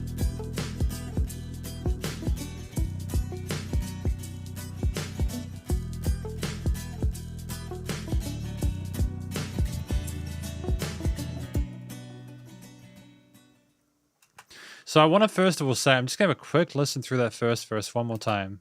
Coming home town when the sky turns red. My heart is heavy, my soul is light. I won't be coming home tonight. Gotta go where my dreams are made of gold. I may stumble, I may fall. Nearly there. Dead end streets, no hands to hold. Run, run, I chase the sun. Okay, no, this is fantastic. So I really appreciate this track from Jamin Swigert titled Sidewalk. I think it's a really... I don't totally get what it's about, because I get the feeling there's more than just face value to it. It's initially it's like, okay, this is someone talking about the situation where they're in with their life. Maybe they've gotten out of a situation where things were not okay. They're experiencing some sadness. There's some sort of heavy stuff going on. But they're also like going to continue to run towards the sun. They're going to make the most of their life while they have it. They're not going to allow themselves to get weighed down by things unnecessarily. They're aware of the trepidation that's involved, but they're going to continue to sort of walk forward regardless. I think that's what it's about. It's such an earnest vocal performance, though, from Jamin Swaggart. I'm really impressed with the way that they sung. It's got such a pleasant vocal timbre to it. And with a track behind them that is relatively minimalist in arrangement, like there's not a huge amount of variety in a way that I think is positive. Don't get me wrong. I just feel like the similarity with the vocal range there, the way they carried themselves with their head and chest voice, like the kind of chase your dreams till you die. Oh, there we go. And then that too, chase your dreams till you die. There we go. So that's a good way of thank you, Jamin. Jamin, I appreciate that clarification there. Yeah, that's effectively the kind of crux of it, right? And I think that's a message that a lot of people could get behind. I feel like the note choices that we had in the choruses and verses and stuff like that was strong there. It was seamless transitions between different parts of the track. And in regards to the actual way that it coalesced with the rest of the ingredients, with the track that was predominantly sort of verse and chorus sections, you have strummed acoustic guitar parts on the side, which had a very sort of there was a bit of sadness to those, and I think the organs sort of reinforced some of those bluesier elements in the bridge sections. But like there was also were there banjos, organs, guitars, drums, and bass, right? If I'm not mistaken, those are the main ingredients. The strumming of the guitars was just a nice, gentle sort of foil on the sides there that added an interesting sort of soothing atmosphere to it. The bass line underneath reinforcing the root notes really, really wonderfully in a way that isn't too sort of like smothering. The picking of the staccato notes in the chorus section kind of caught me by surprise a little bit because it kind of pokes out on either side, but in a way where it's kind of more interesting than anything like that. It's not a dismissive thing. I kind of appreciated the sound design there. I thought that was kind of dope.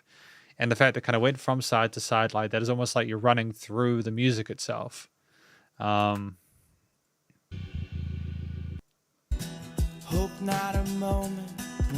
And so like with the drum beat in tow there, with occasional breaks, the drums aren't all the time, but with the drums kind of having pauses and then like adding sort of 8th and 16th kicks and snare patterns there, with the cymbals and the crashes on display and stuff like that, to not to a point where it's overextending, but enough to instantiate a groove, especially in those verse and chorus sections where like it is so important. You have dynamic range, you don't have everything all the time, but after that break, you kind of need to get back to what kind of helps people to sort of kick in. Just the tightness of how the drums go with the guitar and the bass there, and the organ with the legato sort of held notes there, providing a sense of almost sort of like function, hope there, reinforcing the warmth of those triads. It's just a really interesting piece instrumentally that I have no qualms with. I feel like it's quite an original sounding track. I haven't heard a lot of music like this. I think it's kind of very sort of sure of itself and collected, and it's quite a mature effort in behalf of everyone involved. And I feel like it's sufficiently organic with its textures and tones that the frankness of the messaging in there makes a lot of sense. But it's also the brightness of a lot of those sort of major tones in the choruses and stuff like that.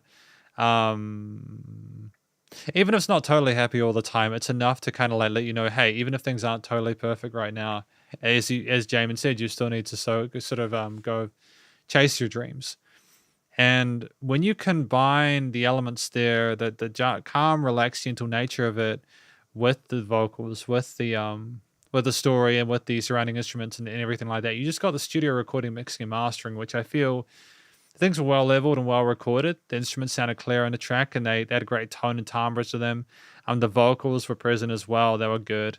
This sounds commercial grade to me. I appreciate the quality of it. The panning of stuff in the stereo field, the music surrounded you in the headphones. And there was dynamic range, and it was nice and loud without pumping. So the bus compression and limiting was handled. And you know, this is a really great first. I don't think I've heard Jamin Swigert's work before, but it's a fantastic first impression, and I hope they continue with their music.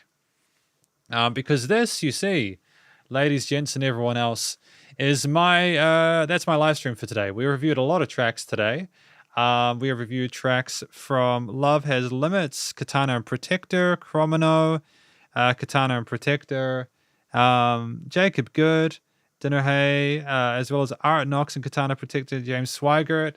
And hopefully you enjoyed the music today. If you did, please go show the musicians Evolve some love via their various social medias and their the YouTube page or Spotify or wherever else you find them. And stay cool and stay safe. And have a fantastic weekend. Just have a great weekend. Have fun. Go do something. Go spend time with your friends and family. I think it was Thanksgiving, if I'm not mistaken, recently. So hopefully everyone had a good Thanksgiving. You're welcome, Art. Thank you for coming along. I'm going to go have some pizza because it's pizza time here. We don't have Thanksgiving in New Zealand. We just have pizza time, which is my Saturday. Catch you all on the next live stream. I'll try and sort those out for next time. But yeah, Spiderhands out. 3, 2,